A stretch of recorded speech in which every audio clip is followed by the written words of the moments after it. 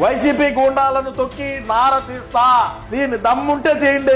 దమ్ముంటే పవన్ కళ్యాణ్ గారు, నేను మీకే చెప్తున్నా, దమ్ముంటే మా పార్టీకి సంబంధించినటువంటి వ్యక్తుల్ని, గతంలో అక్రమాలకు పాల్పడినటువంటి వాళ్ళను, భూ కబ్జాలు చేసినటువంటి వాళ్ళను, బెదిరించి ఆస్తులు రాయించుకున్న వాళ్ళను కొలలుగా ఉన్నారు. మరి తీయండి. ఇంకేవి రాజ్యాంగ పదవుల్లోకి నేరగాళ్లను రానివ్వను అని పెద్ద హెడ్లైనే పెట్టారు. నేరగాళ్లను రాజకీయాల్లోకి రానివ్వని. మన దగ్గర ఉండేదంతా అటువంటి బ్యాచ్ కదా. ఇప్పుడు మన జగనన్న దగ్గర ఉండేదంతా నేరగాళ్లు, మర్డర్ కేసుల్లో ఉండేటువంటి వ్యక్తులు, ఎర్రచందనం అక్రమ రవాణా చేసేటువంటి వాళ్ళు, అదే విధంగా అక్రమంగా గ్రావెలు, అక్రమంగా మట్టి మాఫియాలు చేసేవాళ్ళు, ఎదురొచ్చితే లారీలతో తొక్కి చంపించేసినటువంటి వ్యక్తులు, ఒక దళిత బిడ్డను ఎమ్మెల్సీ చంపి డోర్ డెలివరీ చేసినటువంటి వ్యక్తులు, ఇటాటోళ్లే మనకు కావాల్సింది. నేర చరిత్ర కలిగినటువంటి వ్యక్తులు మాత్రమే మన అన్న దగ్గర కొనసాగుతారు. అటువంటి వాళ్ళని మనోడు పైకి కూడా తీర్చాడు. మీ జనసేన గాని, తెలుగుదేశం పార్టీ కానీ, మీ భారతీయ జనతా పార్టీ, 3 పార్టీలు మీరు కూటమిలో ఉన్నారు. ఒక దళిత డ్రైవర్ ని